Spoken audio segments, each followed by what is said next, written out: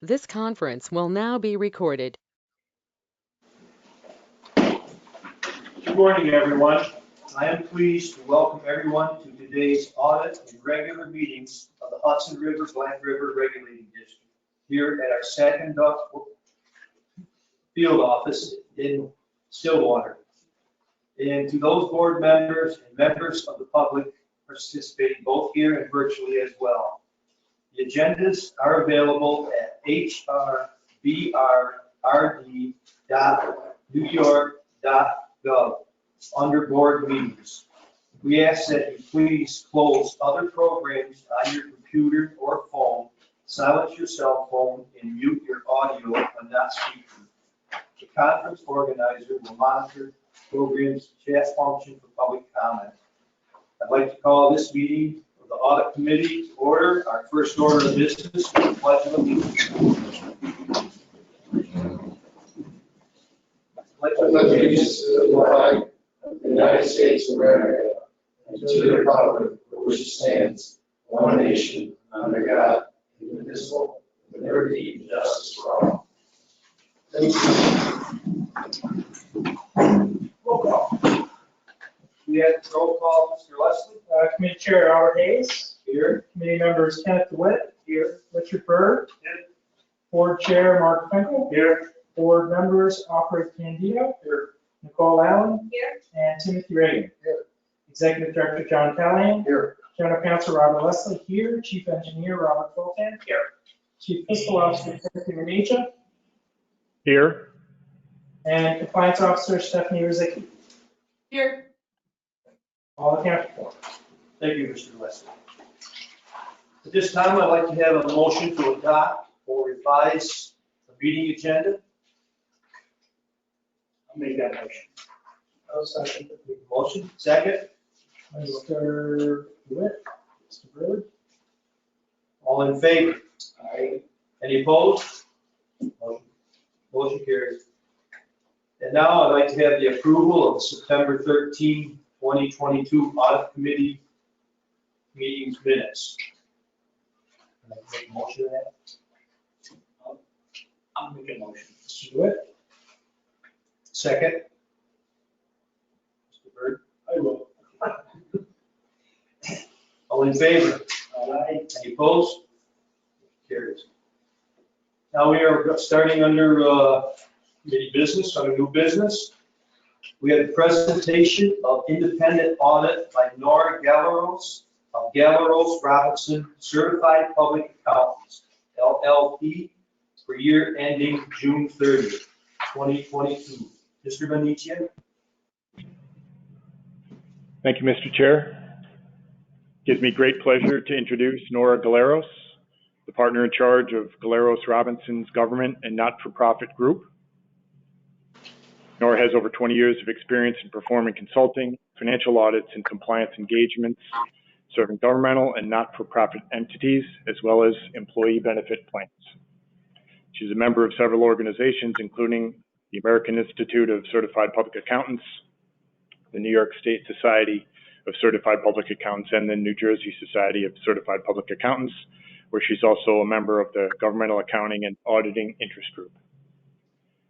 Before getting started, I just want to thank my colleagues, Anna Tracy and Kim Scott, as well as Nora and her colleagues, Hartney and Hazel, for their hard work and commitment to getting the audit completed in a comprehensive and timely manner. I emailed a report from Nora to all of you on Friday that she is going to review. So without further delay, I'll hand the talking stick over to Nora. Good morning, everyone, and thank you, Tim. Could I share my screen?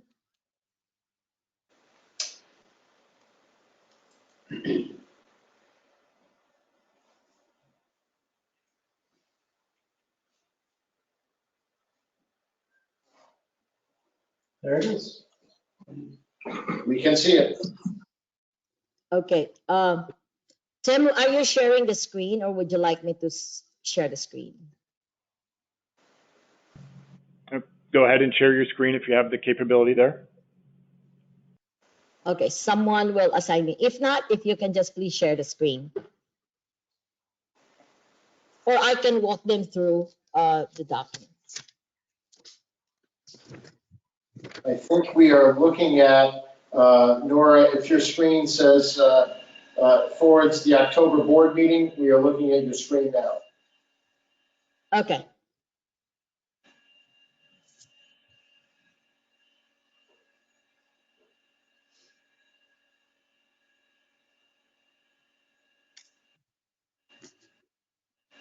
Okay, I don't have the right to share my screen, but what I'll do is I'm going to walk you through the materials that you have.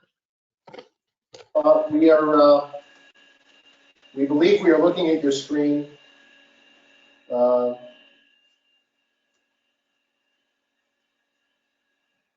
think, Nora, if you just open the report that you shared, we were able to see your screen just a few minutes ago. It looked like it was your inbox.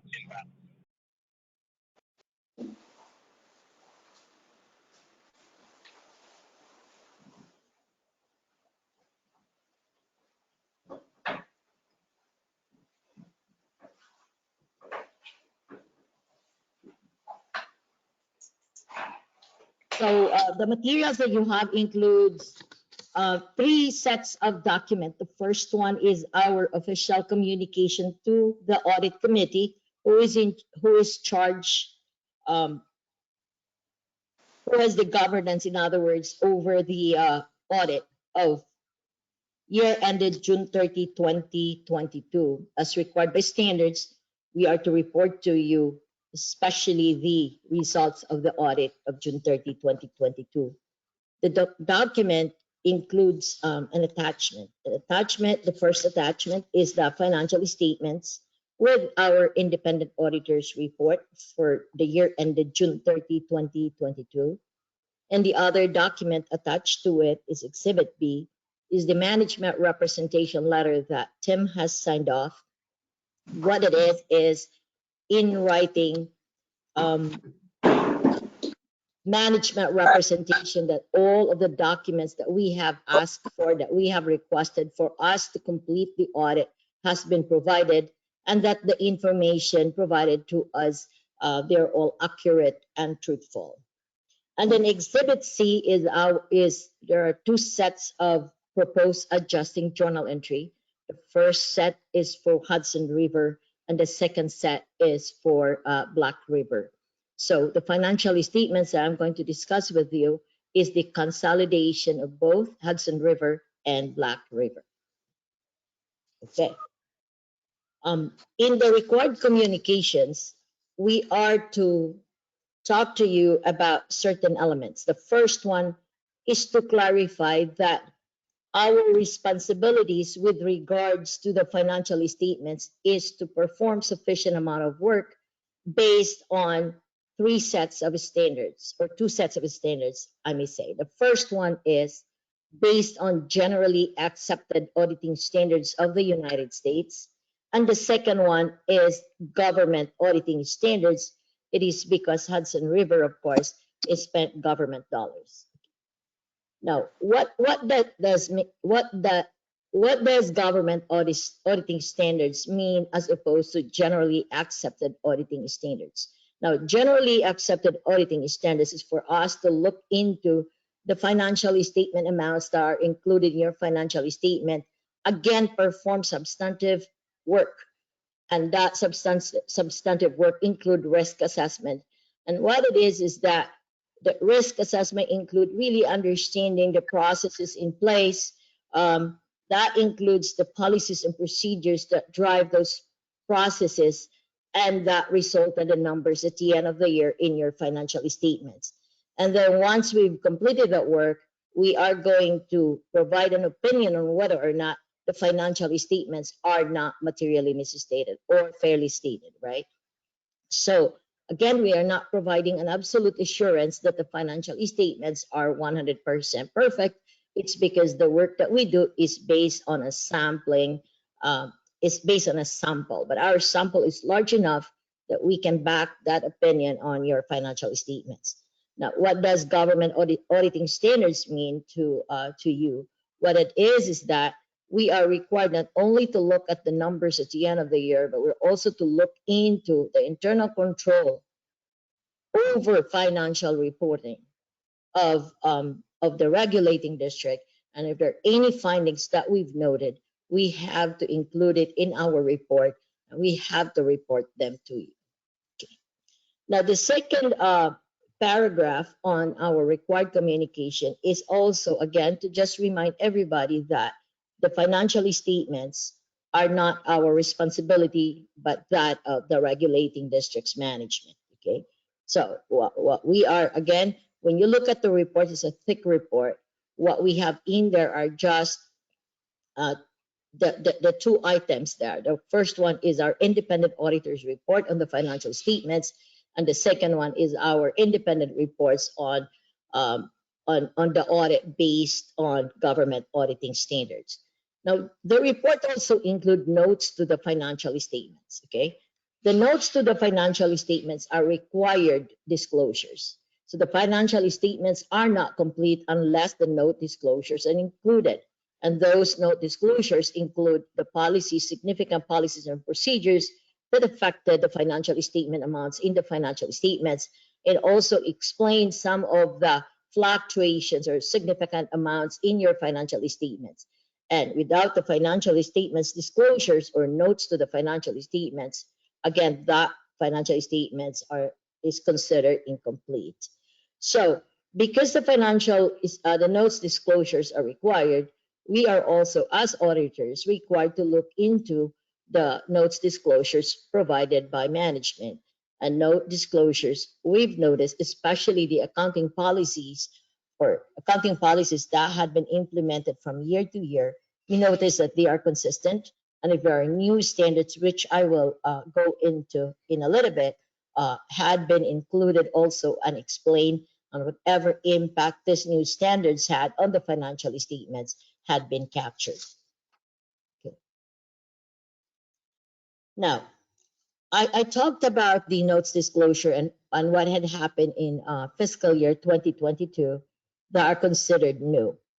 So one of the management's responsibilities when it comes to notes disclosures is to consider what's new and what's effective during fiscal year 2022. So let me just walk you through some of the items that were adopted during fiscal year 2022 and tell you what the impact is. Okay. So the first item is statement number 87. So what does statement number 87 mean?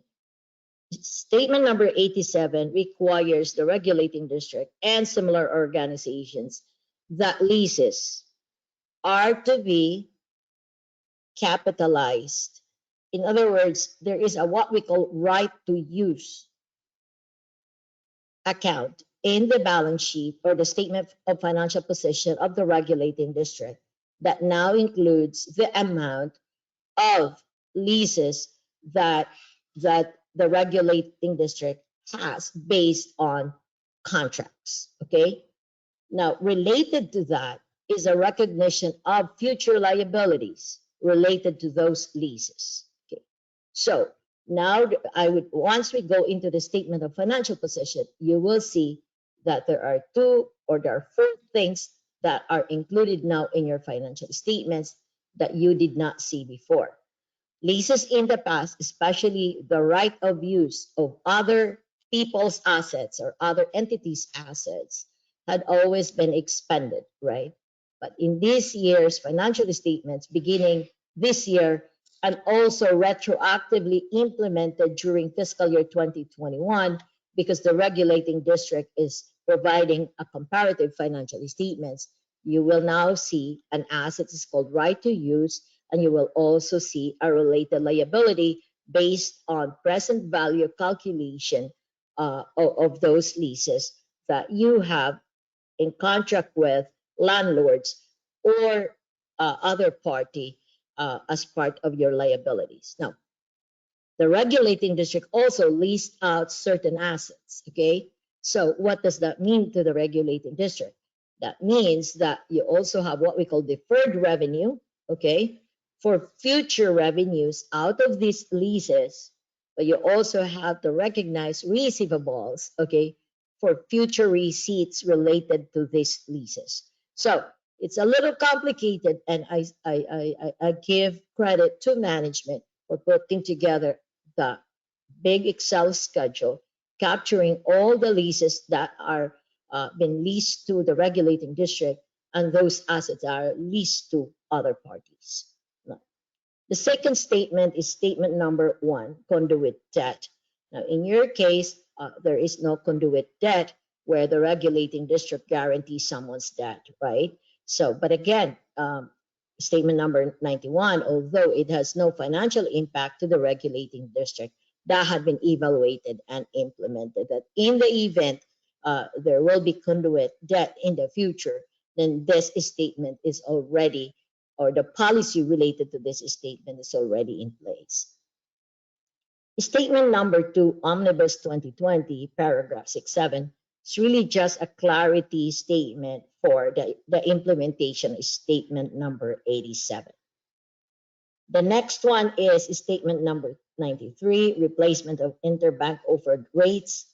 Again, that has no financial impact on the regulating district. This has been evaluated. And again, this policy statement is already part of the accounting policies adopted, but it has currently no impact. The other important statement also that had been implemented is statement number 96. This is subscription-based information technology, similar Nora? to leasing. Yes. Moment.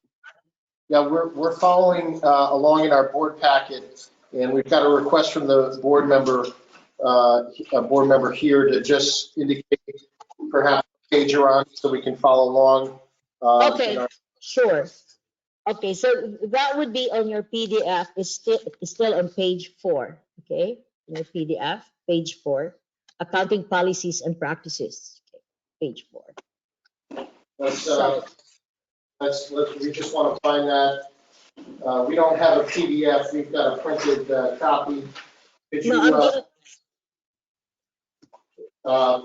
is it regulating district activities?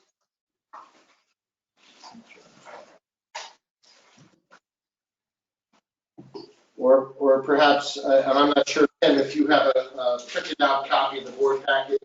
If you could, I'm direct going to share the screen. Okay.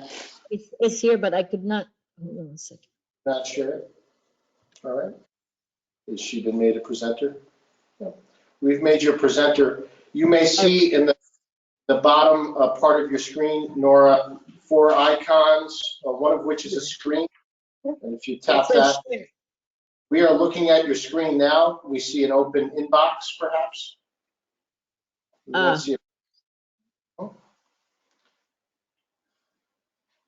So we do see you moving your cursor around. We see you opening up a file. Yes, we see that. Can you see this? Yes, we can see it. Okay, thank you. There you go. Okay, I'm still here. On the computer. There. Okay. So, thank you so much. Statement number 97, number 96 is we are here. Statement number 96 is also implemented, and one of the most important, I consider important adoption is because it has an impact on your financial statements. And what it is you do have subscriptions, including you do have subscription for technology items. In the past, these items had been expended as you pay them, right? And if there are unexpired portion of a prepaid technology subscription, it became an asset. Now, in this case, similar to leases, you are also the regulating district also has to record an asset now, and so it's like right of use. It's right of use. It's a prepayment now for all the items that had been prepaid, and also for your commitment to pay multi-year subscriptions. But and then at the same time, because you have an obligation to a vendor of a technology vendor, you also have to recognize the liability. In this case, for the regulating district, yes, there is some amounts included in your prepaid assets, and in your liability, but it's not so much of an impact in terms of amount compared to leases. But that has been implemented and adapted during fiscal year 2022. Okay. The other statement that was also implemented in 2022 is statement number 97. This is certain component unit criteria and accounting and financial reporting for Internal Revenue Code Section 457 deferred compensation plans. This has been reviewed by management. Again, there is no material impact or there's no financial impact on the regulating district's statement. What this is that let's say you have a component unit, but in your case you have none, that you actually are combining both the Hudson River as well as Black River in one financial statements, but you are not managing another governmental unit or another pension plan outside of what you have already in the financial statement. So there is really no impact when it comes to this particular statement. Statement number 99 was also effective, Omnibus 2022, paragraphs 26 through 32. What this is also a clarity statement, or is a clarification how 97 and 97 is going to be implemented. There are practical considerations, some clarifications how 97 is going to be implemented. So since 97 has no impact on the financial statements, 99 of course followed.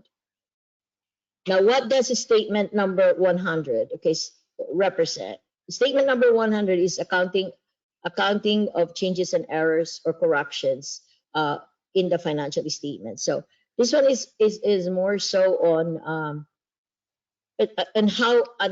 how it's supposed to be reported, like errors, for instance, or changes in estimates.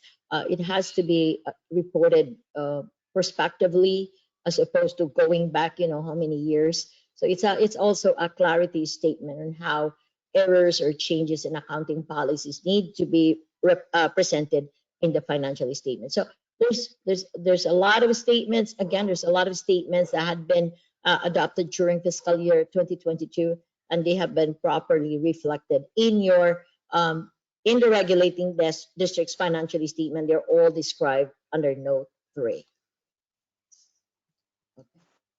Now there are two statements that are upcoming and would be implemented in fiscal year 2023. The first one is GASB 94, that's public, private, and public partnerships and availability payment. And then the other one is compensated absences, and 101 we see has potential impact on the financial statement amounts during that fiscal year. But when we get to that year, that we will work with management in reviewing the applicability of these two statements to the regulating districts. All right. Any questions on those new standards? So Nora, this is John. If you hear us, we are having difficulty following along on the new GASB statements that required implementation and the upcoming GASB standards. But I think I heard you say that the audit confirms that we are adhering to those standards. That is correct. And so we've discussed with management's impact on or help management in the interpretation of the standards, and the ones that needed to be evaluated really closely and its applicability had been reviewed with management, in particular GASB 87 and GASB 96. And yes, to answer your question, the regulating district had properly implemented and adopted those standards. Yes. And Nora, those two new standards dealt with the regulating district's long-term obligations such as leases? Yes, yes. So long-term liabilities that are out that we would pay on an annual basis down the road. Have we got that correct? That is correct. So, but you gotta also remember you have long-term liabilities, but you also have long-term assets. Okay, so the two kind of offset each other. And you will see it when we get to the statement of financial position. I will highlight them to you so that you will see that, yeah, you have the liability, especially those leases that you are committed to for multiple years. But at the same time, you have an asset that you have the right to use for an asset. So the asset and the liability, in essence, offset each other so that the net is not, in other words, there is no material obligation that is not covered by the right of use, you know. And the assets you're including are property and equipment, and that's basically what you're calling as assets? Or do you also call the collection of fees and stuff coming in as, those counted part of the assets long-term, plus what comes from the counties? Okay, I did not hear the first part. If you could just repeat, please. Yeah, my question is, are you counting property and equipment as part of long-term assets, along with the different areas that the money is in from, whether it's permitting or whether it's from the counties? That's where you're getting your assets from for the long-term liabilities? Yes, yes, Okay, I so just want to make sure I had that right. yes, so there are criteria that needed to be reviewed once you've identified the assets and consider them, you know, part of the pool. So the capital assets is definitely one category that fall into that category. Yeah. And just for the people in the room here, thanks to Nicole, these new standards here on pages 20 and 21 in your packet is marked at the bottom of 20 and 21. Thanks, Dora. Okay. All right. One of the things that we also need to report to you if we noted any significant or unusual transactions. Okay. So what we meant by that is anything that's, you know, non-operating, not ordinary, related to your operations. And we did not note any significant or unusual transaction that had not been discussed in your minutes. If it was something unusual or one of a kind, because we'll look at the minutes, and nothing like that when we looked at the financial transactions.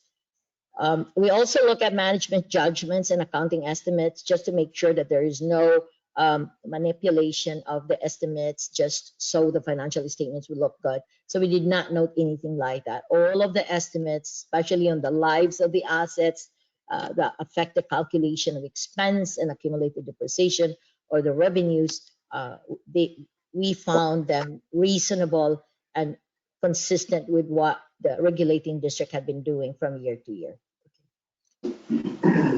Now we talk about, of course, when we audit, we always find something that we propose to management to record. And there were 37 audit adjustments, 15 for Hudson River and the remaining adjustments on Black River. And most of them are similar also. A lot of them accruals, a lot of them. And a few of these items are related to the implementations of the new standards, and they are included in this packet as Exhibit C. Okay. And management, by the way, had agreed to record these adjustments, and that means the financial statements are not materially misstated. We're also to let you know if we encountered any difficulties or we have disagreements with management on how a particular transaction is recorded or treated. And we are happy to let you know that we really receive full cooperation from teams, team, and they have been very cooperative and very timely in providing the financial information we needed to complete the audit. So we have a very short timeline, as you know. The books are closed June 30, 2022, and we come in the end of July and get the financial statements to you before October 1st, which is actually September 28th, because that report is due to the state. And so it's really a lot of hard work. And I again thank you to management for getting us all the information that we need. So let's go to the next set of information, and that is the financial statements. Okay. So I'm gonna just talk about the statement of financial position and the statement of activities income statement at the consolidated level. But first off, let me just point out to you that the independent auditor's report is in here. We've dated the report September 28th, and our opinion again on the regulating district's financial statements is what we call unmodified. And what that means is that we're saying that the financial statements are not materially misstated, and that the financial statements are in conformance with accounting principles generally accepted in the United States. So the basis for our opinions is clearly saying that we've done sufficient amount of work based on the two sets of standards I mentioned early on, and that we can we stand behind those opinions, and we are comfortable issuing them. Again, it's the opinion also include reiteration of our respective responsibilities. Financial statements, of course, are the responsibility of management. And as you, if you looked at our auditor's responsibility, there is a change. It's called Statement of Auditing Standards number 136, and that is new and applicable to us this year. And the auditor's responsibility, as you can see here, is a lot more expanded. It's very specific now as to what it is that we do based on government auditing standards and generally accepted auditing standards. In the past, there was just one paragraph describing what we do, but in this particular period, it's now very specific as to what you can expect from your auditors. And the first one, it says, exercise professional judgment and maintain professional skepticism throughout the audit. So now it's right in front, and it's now highlighted in the auditor's report. So it's just one of them. Now, we have other matters in here. Other matters are just letting the readers know that there are required supplementary information that's required of any governmental unit. And that required supplementary information, of course, we've applied the auditing procedures as, it's what we call limited procedures, because we don't audit each of the required supplementary information in depth, but we applied the same procedures we've applied to the audit of the financial statements and extend it to those required supplementary information. In other words, we have to make sure that the numbers in the required supplementary information or RSI do not, it does not disagree with any of the amounts that we've audited. There are other required supplemental information in here, and they are particularly related to pensions and other post-retirement benefits, and these other required supplemental information. We've read them, of course, and we'll look at the source and making sure that they do not contradict the amounts that's in the financial statements. Okay, so the other reporting requirements under government auditing standard, we've issued another independent auditor's report that I mentioned early on, and that is to let the readers know and let you know that we've looked at the internal control structure of the regulating district, especially over financial reporting as required by these standards. And if there were any findings we've noted, we have to let you know and include them in the report. Now, since we're talking about findings, we did not note any findings this year that we consider to be reportable. So now let's jump into the, there is management discussion and analysis, of course, and it's unaudited. This is management's discussion of the numbers that are included in the financial statements. This is a good read for you. It would explain why certain numbers fluctuate from fiscal year 2021 to 2022, okay? And a lot of the information that I'll be including in my discussion of the statement of financial position, they're also related in here. So I'm going to just jump into the financial statement, which is the balance sheet. Okay, here. This is the consolidated statements of net position. So just gonna take point your attention to the total assets. Last year's total assets was 12,184,950, and this year's total assets is 10,703,852. Okay, so if you look at the two numbers, the two columns, let me just say this: you have lease receivable. Okay, in the previous financial statements which we presented last year, you do not have lease. You do not have this huge amount in 2021. Okay. So because GASB 87 has been implemented and we are reporting or the financial the regulating district is presenting comparative financial statements, we have to we have or the amounts had to be reported in both years. So I remember I've talked about the leases that the regulating districts have assets that are leased to others. Okay, so now there's a recognition of lease receivables. In the past, you only recognize the lease receivable for any unpaid lease at June 30, 2022 that you already have earned in that particular year, right? In this case, the lease receivable now includes amounts of leases that will be collected by the regulating district for the whole of the lease term. So now you have $2.3 million in 2021, and in 2022 you have 776,708. That means that the leases had been collected, most of it or 2/3 of it had been collected in 2022. Now you have subscription asset. That's the next item in there. You do not see that in 2021 because there were those subscriptions had already expired, and we are only talking about subscriptions that had not expired as of yet, just of June 30, 2022. So related to that, there's an asset of 2,812. Now, you also have another item in here, right of use assets net. Okay, that's 64,631. These are assets that the regulating district has the right to use over the lease term of assets leased to the district. So the total amount is 64,631. Then let me point down to the liability section.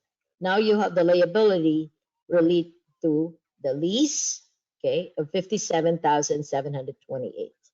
Now, if you look at the right of use, 64,631 is higher compared to the liability. Now, why is that? It's because the liability is calculated based on present value. It's discounted based on the treasury rate that we have used in the calculation of the liability, bringing it to present value. So that's what it is. Now, one of the, if we can just go to the total liability section, please. If you look at the total liabilities in 2021, it was 18,122,644. Now, if you look at 2022, it's much lower, 14,351,730. Now, why the big difference? The big difference really, if you looked at the last line, it says other post-employment benefits, okay? In 2021, it was 16,834,950. And now it's 13,439,613. What you will know why that is if once we go to the statement of activities or the income statement. And it has really something to do with the change in assumptions in the calculation of other post-employment benefits related to investment income. Okay, so the liability has went down. Is that a figure that comes from the state? No. The other post-employment benefits are yours. Okay, this is the right, Tim? These are your other post-employment benefits that you fund, okay, for your retired employees, and this is evaluated by a third party every single year, and based on the assumptions adopted based on current conditions, it's favorable to the regulating district, and it's favorable by $3.4 million. So that's why your total liabilities related to post-employment benefits is now 13.4 as opposed to $16.8 million in 2021. Now, you mentioned about the state, the line above it, which is the proportion share of NYS retirement net pension liability. If you look at it, you have a positive liability in 2021. Again, assumptions change, a lot of it related to investment income. Now you have a negative liability. In other words, it's really an asset. It's a turnaround from a liability of 4,000 to a negative liability of 432,575. So those are the two big reasons why your liabilities, both current and non-current liabilities, went down. I mean, non-current only. Non-current liabilities went down from 18.1 in 2021 to 14.4 in 2022. Okay, so if you look at your net positions, the net positions in average your fund balance. If you look at your investment in capital assets, it went down. A lot of it related to depreciation of your assets. Okay, net investment in right of use of 64,000. Again, that's related to the leases over the life of the leased assets.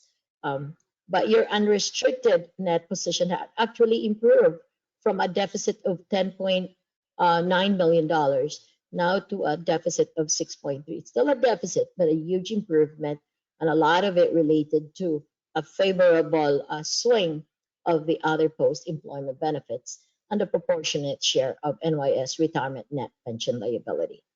Okay, any questions? I just want to go back to Tim's question, if I can, Nora, to make sure everybody's clear. And what I thought I heard you say above the other post-employment benefits is there is a reduction in the required contribution to the state's retirement. But then that OPEB, that's everything else then. That's the health insurance pursuant to the agreement. Nora, do I have that right? Correct. Be a state number coming out and saying your liabilities now are different. I think just the prior year. Just on the retirement contribution, Tim, not on the OPEB, because the OPEB is governed by our own benefits package. Yes. Tim, Nora, do I have that right? Correct. Okay, so if I may go to the next page now, and this is your income statement consolidated. So in 2021 and 2022, you will see a comparative number here. Okay. It's pretty much stable, if you will, but you have lease revenue now because your lease revenue is now recognizing revenue of that you will derive from leased assets. Okay. So there's a recognition of lease revenue, but then there's also a recognition of a liability that you saw in the previous page.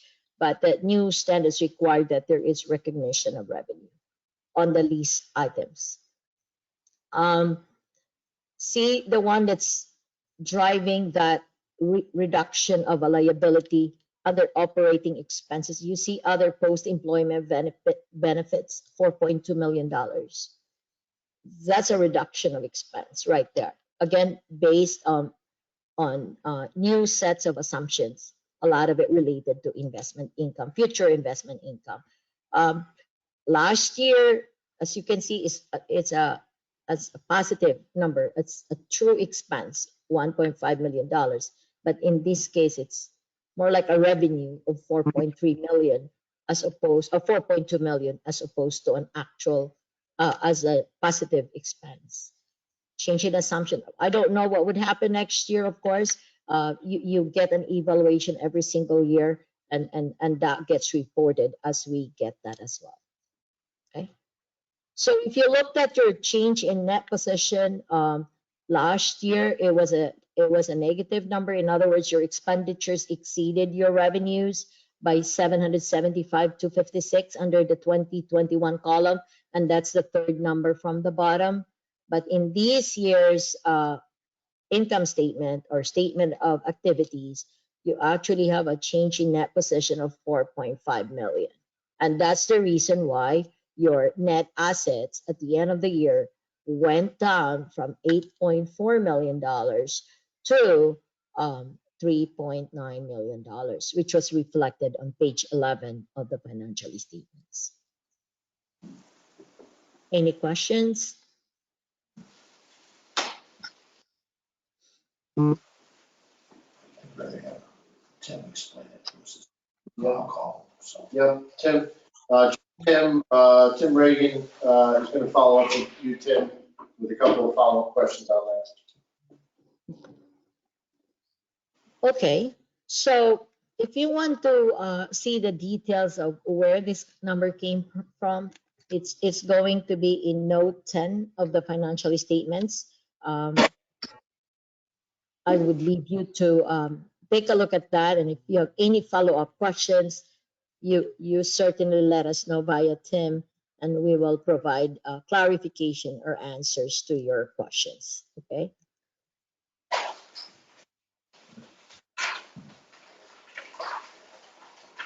This is the more detailed. Page 35 at the bottom. So your open liability, as you can see, in 2021 was 15.5 million. It's now 16 point. Oh, I mean at the beginning of the fiscal year. Now at the end of the year is 13.4, and then 16.8 in last year's financial statements.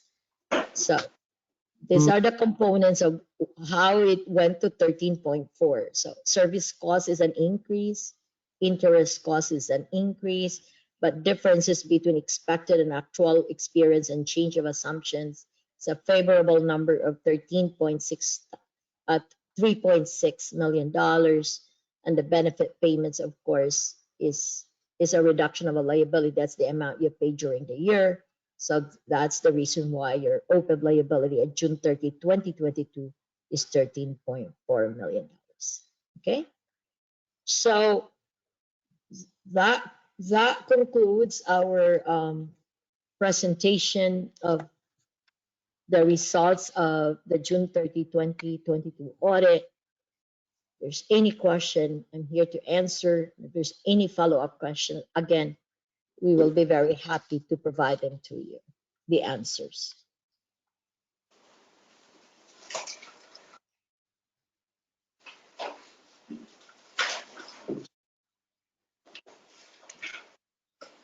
At the end of the presentation. Yes, it is. Mr. Chairman, would you entertain a question from staff? Is there any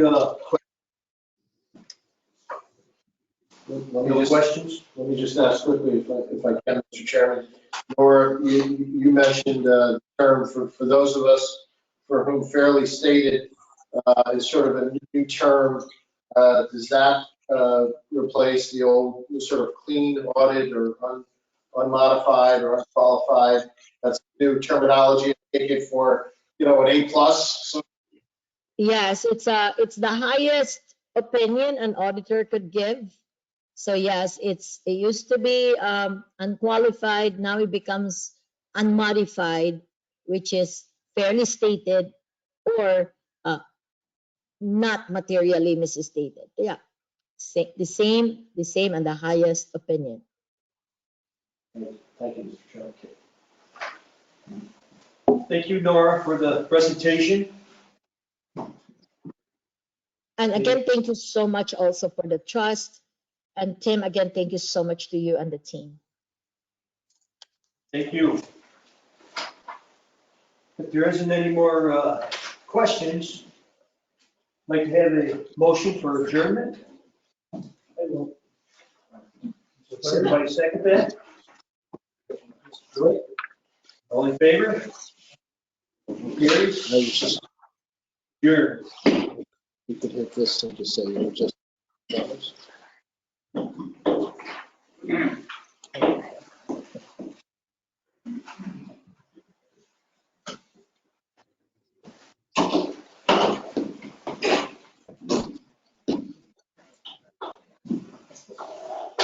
Are we ready to start?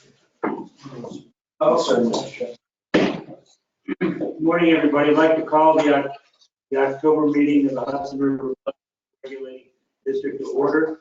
I'd like to note real quickly that the first time in a couple of years, we've had everybody here, and it's kind of nice. So welcome, everybody. Welcome to Stillwater.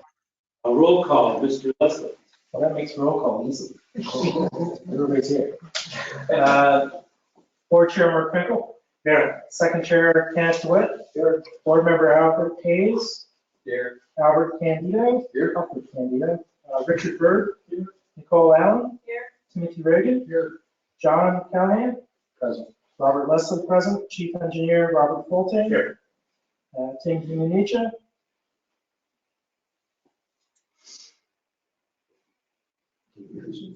And Stephanie Rizek. Here. Thank you. All accounted for. Thank you. And I'd note that the entire staff is here as well, is represented. That's kind of nice. Motion to adapt the meeting agenda. There's no need to revise. Is that motion? Second? Candido. Second that motion. All in favor? Aye. We have no guests. Anybody out in the computer world out there for public comment? No request proceed.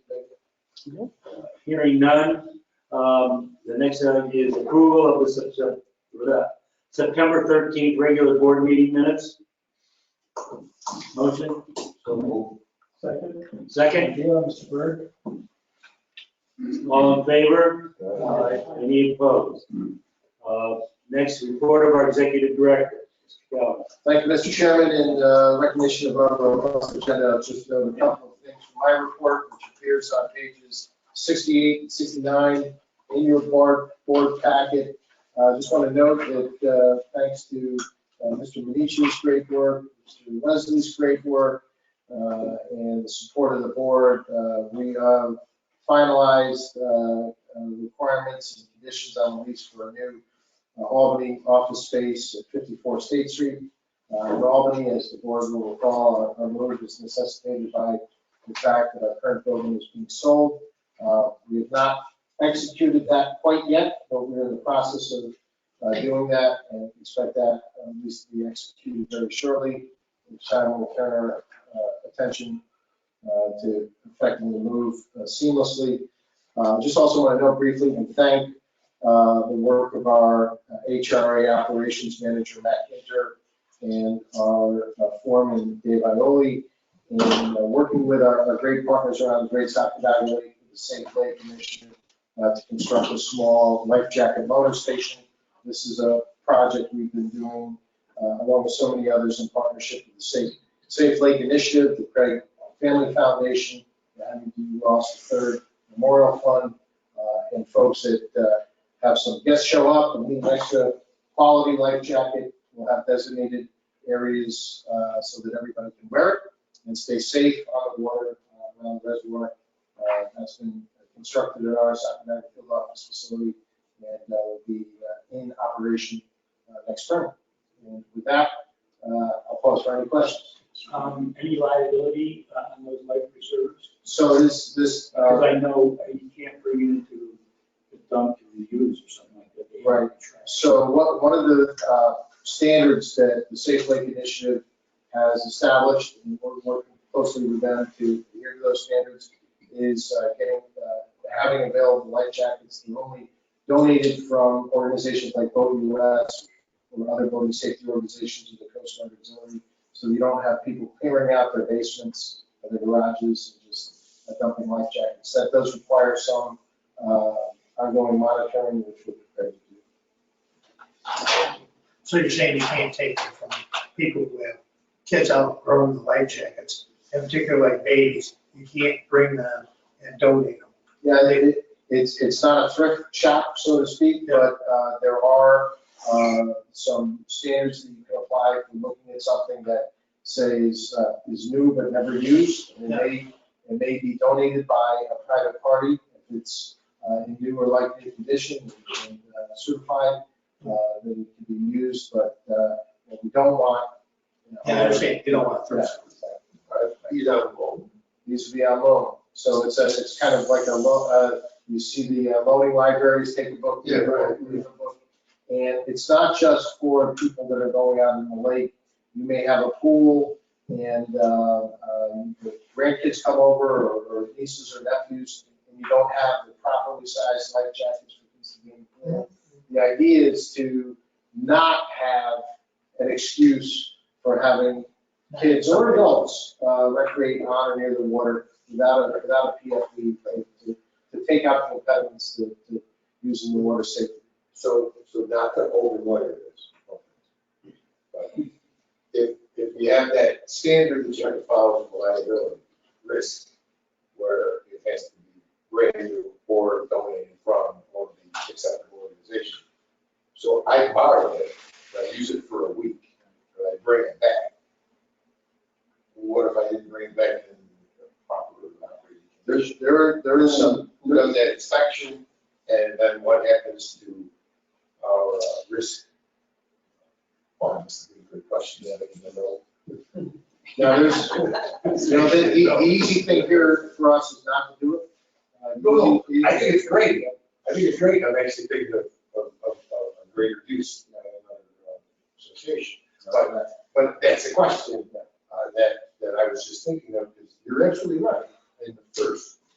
So now, let's say at the end of the season, now you've got 40 PDFs that you're going to use next summer, and they've all been used this summer by various people. So now, how does that flow when it comes to that? So to speak. So I think one of the things that they do with the life check motor station is the Wallies is they, at the end of the season, they do take all the life jackets, they scrub them, they clean them, they inspect them. Some of them are retired. And we expect that will happen each year. And these will have to be replenished on a regular basis. That will be performed by us as a partner within the Safe Lake Initiative. The straps and buckles, and just rips and tears are obvious, but the straps and the buckles. Kind of like a child safety seat. Like, if you want to reuse them, casting them on. Child seat inspections. Right, so I'm just curious that. It'll probably be me and you if you're available. There's that liability to your individual. The liability associated with this is not zero. The additional labor associated with it is not zero. The cost, we're certainly going above and beyond our own statutory mission to be good partners. I think it's a great initiative. It's the old God forbid type things, right? There's a kid out in the water, he falls out the tube, and all of a sudden he's not buoyant anymore because the life jacket he's got isn't working well, or he slips out of it because it wasn't properly fitted. And it was the one that picked up from the water station. Yeah, I think certainly there have been very unfortunate fatalities on the reservoir for kids fitting, and not adults too, people fitting that description that were in an improperly sized life jacket. So the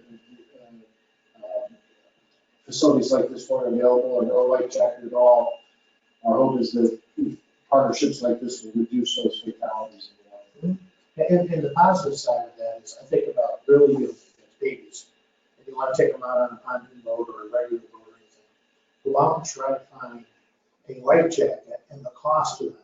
So what ends up happening, one or two things. Either somebody stays home with the baby or the baby goes out without them. And so, I mean, that's to me is the other side of the coin. The baby's probably going out without them, and in some cases. I'm not trying to. No, I understand. I understand the It happens all over. You would hope common sense would I take. got 11 now, you got 11 jackets on the floor. Those 11 jackets are standard adult size difference. And you got 5 kids. So nobody does an inspection on my personal, do I have enough, which is my responsibility and my liability is the person. But if it's, you follow me? It's, you're handing over this light jack, you know, and I don't know, is paperwork involved, and waivers, and I know most, a good lawyer will tell me a waiver means nothing.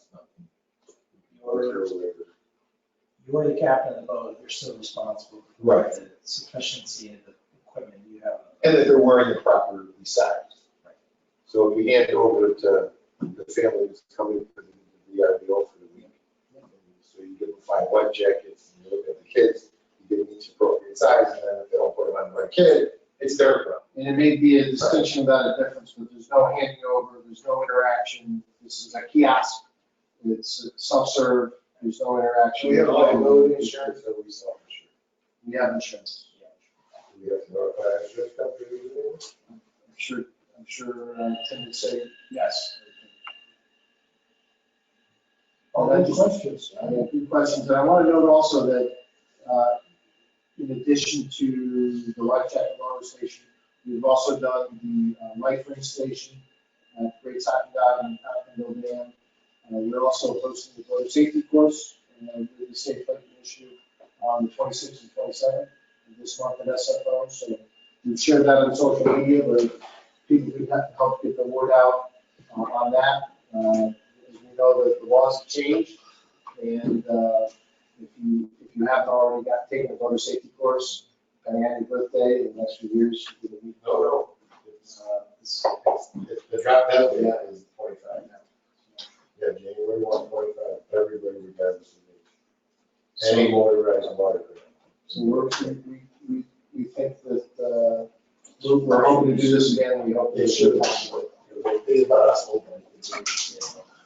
So do we sponsor any boat inspection stations or boat wash stations?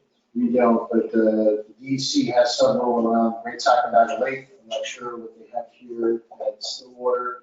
Virtually every DEC run launch, and certainly in the Adirondacks at this point, you have at a minimum boat checking station, and also in several boat wash stations. What you need to do, we were just talking about this with Member Bird last night. There's a new law that requires, I think, a self-attestation that if you are launching a boat anywhere in the Adirondacks, you have to confirm that it's clean, drain, dry. Is it an APA boat? Just in the Adirondack Park?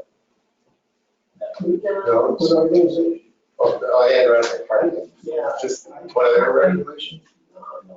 DEC. I got a copy of my vehicle, I still bring it in, I forgot. That's quality time after the meetings. Thank you, sorry. Good discussion. You all run that way, but I ask questions. We decided common sense with the veil. Other invasive species, somebody told me that we have no oil problem in the reservoir, is that correct? They're the Great Sackendog Lake Association is sponsoring in conjunction with New York State DEC an invasive species inventory. We've promoted that on our social media channels. You can take a picture of something you see in terms of products. They'll send it in to DEC and identify it. All of the reports and photos that we've gotten in and been involved in handing over to Dave Snell at the Association of DC has turned out to be native growth. Okay. I'm not aware of what that is. Okay, thank you. Any other questions for,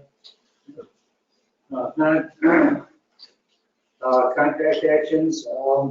First, a resolution to hire a temporary seasonal labor to supplement permanent staff in the Hudson River area. Thank you, Mr. Chairman.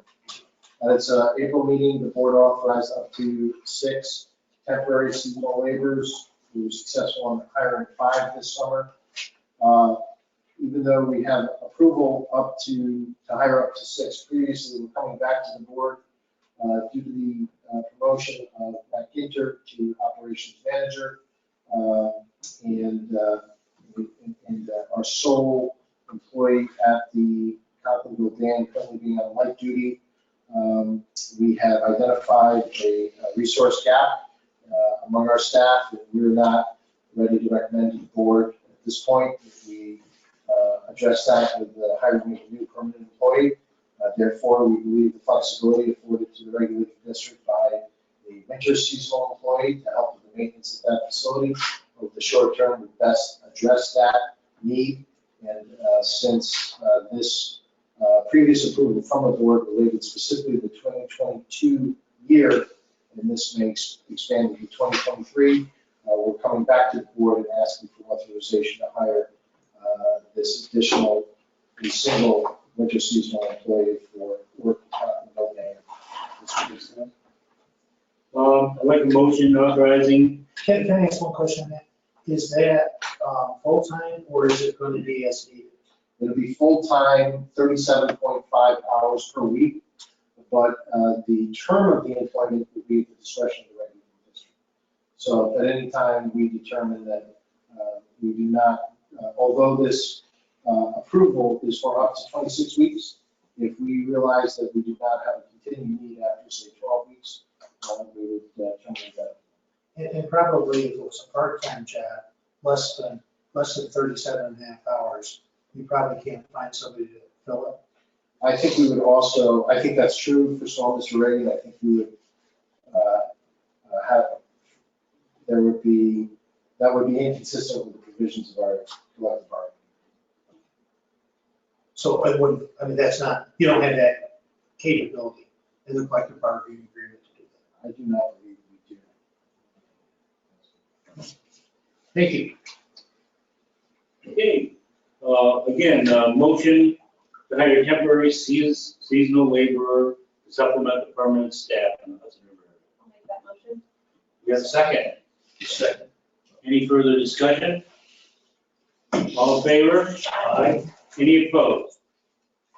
Secondly, a resolution authorizing the use of video teleconferencing.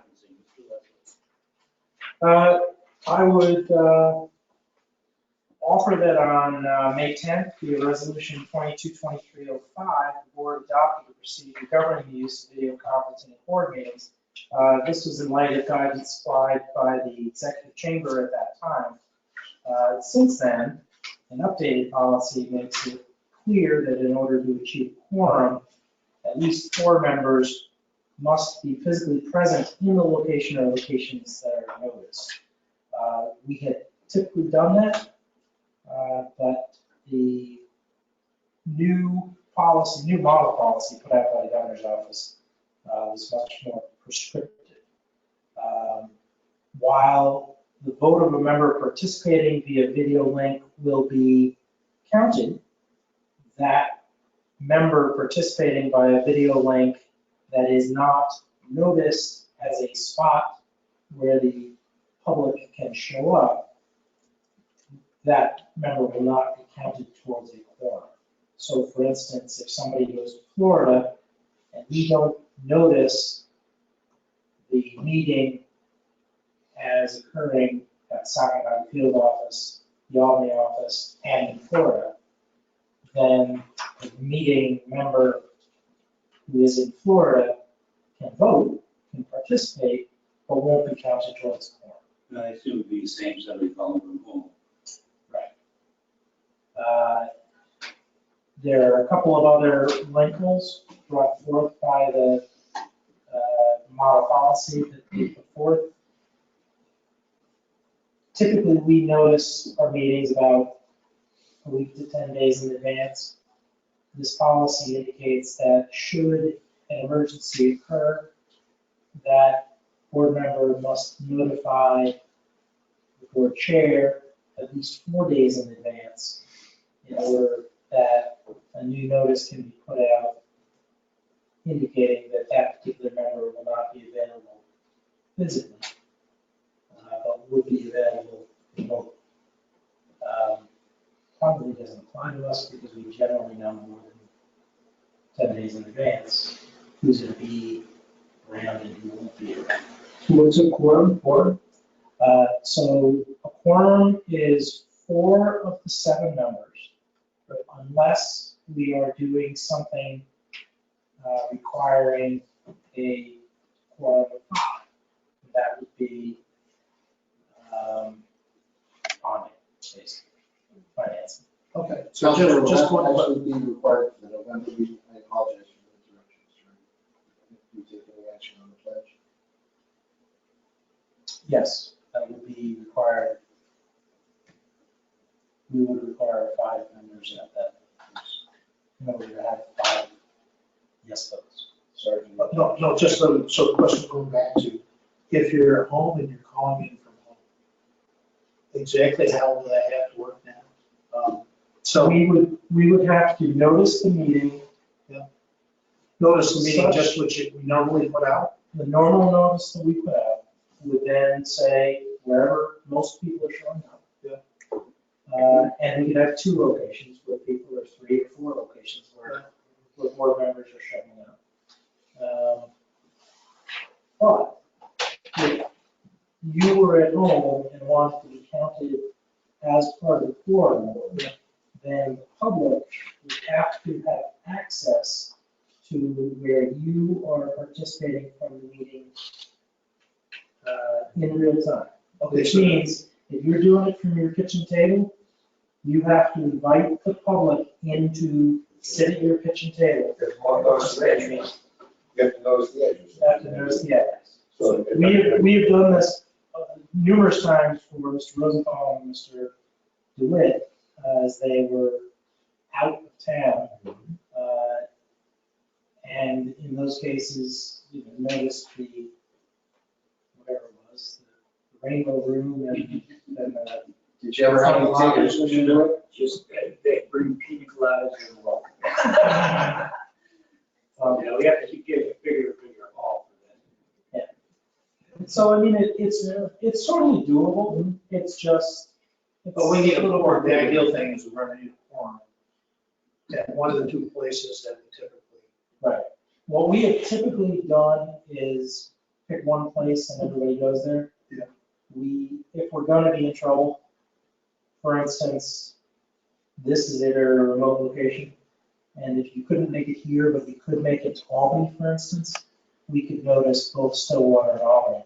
As long as you're physically present at a location where the public can show up, then you can be counted towards the quorum. You could have 2 at the Saginaw Valley Field office, and 3 in Auburn, Correct. or vice versa. Yes.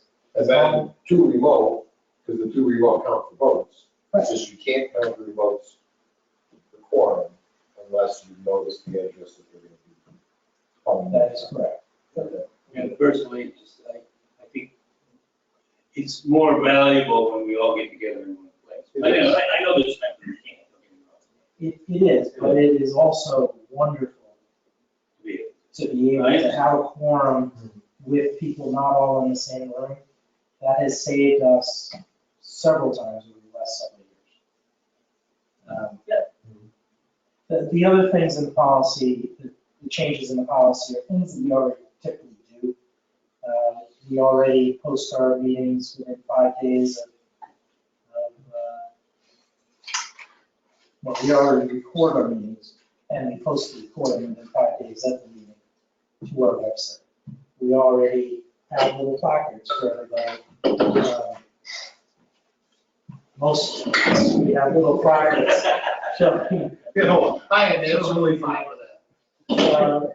Don't spend any money. but, you know, those are the other things that they were very restrictive about in the policy. Okay. I had a question on the forum. How does that affect the committee, the smaller groups? So the quorum in committees, typically our committees are set up with 3 members and the board ex officio. The board chair does not count for the purposes of the quorum, but can vote. And basically what that does is give the board chair a veto out of every committee, because it's 2-1 and he votes with the 1, then it's a tie, and tie goes to lose. So, but in each case, we would have to have at least 2 members at locations, or 2 committee members at locations that are noticed in order to have a quorum. Those 2 members, committee members, would not need to necessarily be in the same location. Yes, and noted. So, yeah, as long as we said there's going to, that's open, two locations open to the public, we can have a community meeting, right? Any further discussion? Okay, then I need a motion to bring our video conferencing regulations to the state standard. I'll second. Ms. Allen? All in favor? Any opposed? Staff and committee reports, first general counsel again. Mr. Lester. Well, I would say that negotiations with Brookfield regarding the soon to expire reservoir operating agreement continue to progress slowly.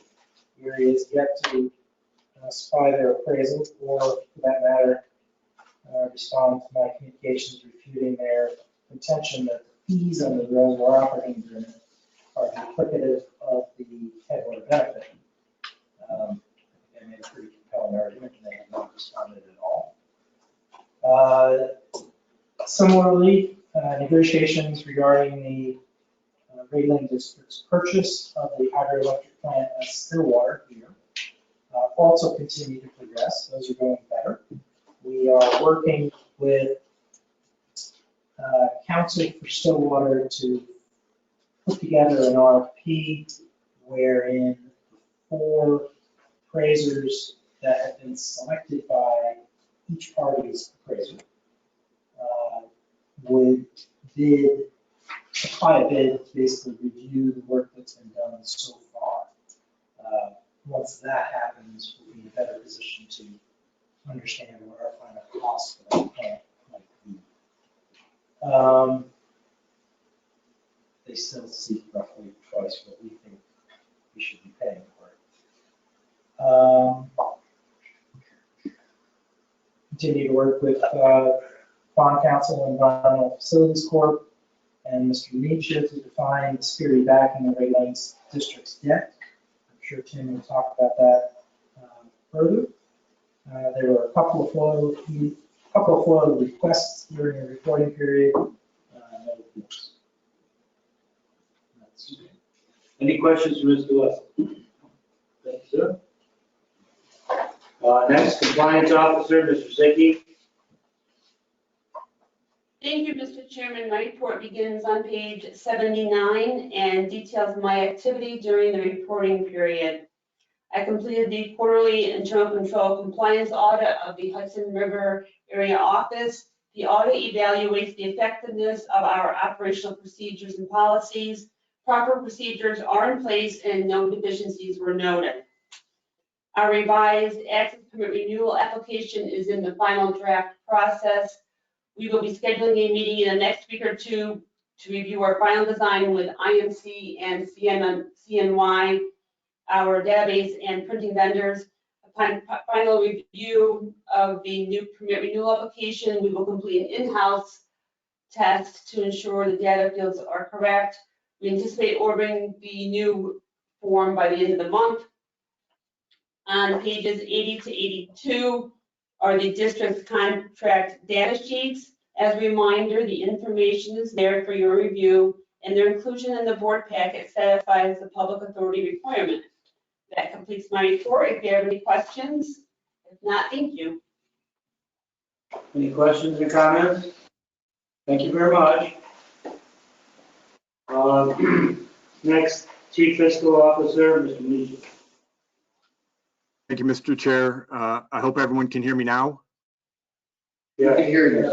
My apologies. At some point in time after introducing Nora and at some time during the presentation, we encountered technical difficulty in the conference room with that equipment, and try as I might, I was unable to fix that. So please accept my apology for that, and accept my offer to talk for as much or as little time as you would like separately about anything that she covered in her report, or anything that relates to your audited financial statements.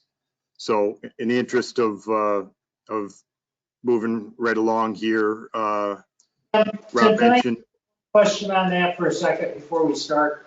Last year, when we went through this, it was very similar. It was very hard for the person that was talking last year to understand what was being said.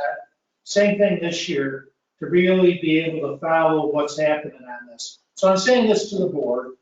If all I need to do is listen to what was talked about and then just sign off on it, just tell me that's all I need to do.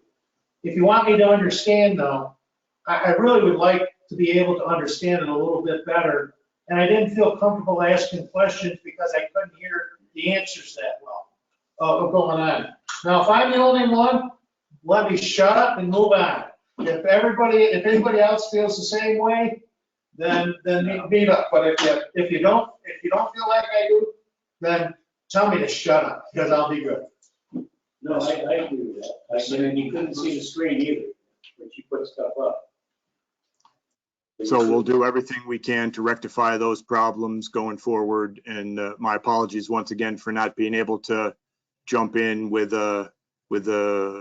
additional information or clarifying, thought on any of the questions that got raised. I'm happy to do that separately with you now, and I realize that's not the same as doing it as part of a formal audit committee and or board meeting. If I could chime in, and totally agree.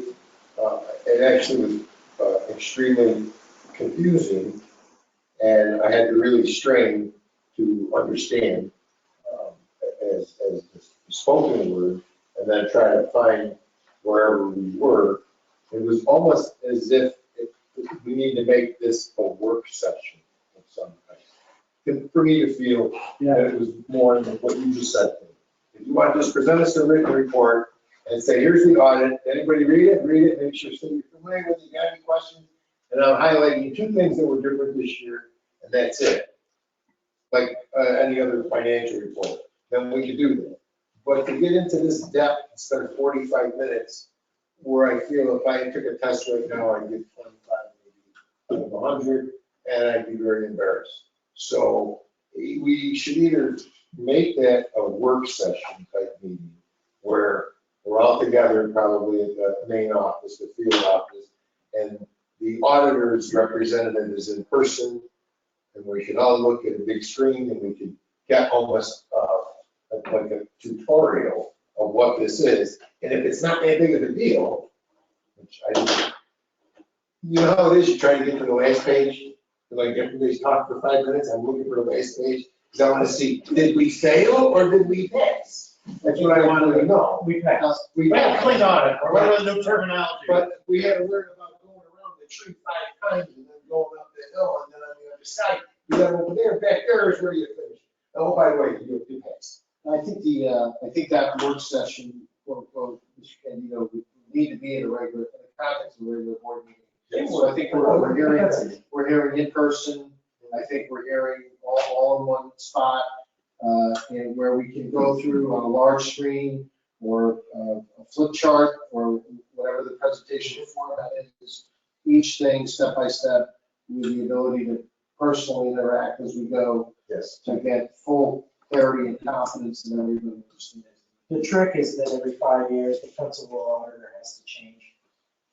So you have to build that from scratch every 5 years. Okay, but I think we're hearing, I think personally hearing, I'm sure Tim is as well, taking away everybody in the room together. So. Well, there were 3 things, Tim, and I'll call up and follow up. It'll probably be next week before I have a chance, but there were 3 things that came up that just, there was a huge difference in how some numbers were being computed or put on there.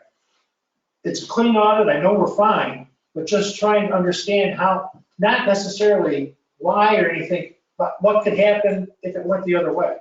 Because if it goes one way, it can go the other way. So I just kind of always like to understand that. The other thing too is it's a time where certain costs come up and you see the cost and you see the increases over time. And I understand there's not things that we can do about it, but there's things we can start asking questions about as a board and saying, long-term, where do we need to be? And the third part about that, and most companies and stuff have gotten away from accrued vacation and sick leave because of the long-term liabilities that are associated with them. You take a look at our liability there, there's a huge liability, and I understand it's state, and some of it's contractual, and some of it's just, it's state, and that's how we do things. But companies have got away from it because there's a couple reasons. One reason is that when they look at the cost of those benefits, it's a yearly benefit. When you take them and you accumulate them over a 30-year period, they no longer become a yearly benefit. They become an endowment down the road of going through there that costs a lot more money than what was originally set aside for benefits. The second aspect of it is, and different places have been hit on this, is the accounting of those vacation and sick days become questionable at times. And I'm not saying that's the case here at all in any way, but it's not a clean thing. It's not something that's clean that you can take a look at. That's why private companies have gotten away from it. They sometimes allow you to carry vacation days over, but it's 10 vacation days, usually before the end of the first quarter, first half of the year. They're not something that go on forever and ever. I realize that's not anything we can probably change or going on and stuff like that, but as a board, I would think one of the things that we have a responsibility for is looking out for long-term, how we stand on some things. So just a viewpoint. I'm happy to, and I would more than happy look forward to engaging with each board member at their convenience about any aspect of our audited financial statements and anything related to them in the coming days. And if we wanted to, somehow do that together in the same physical location, then I just will look for, guidance from Rob on how we make that happen in accordance with all of the rules and regulations that we have to follow. Depends how many people you have in the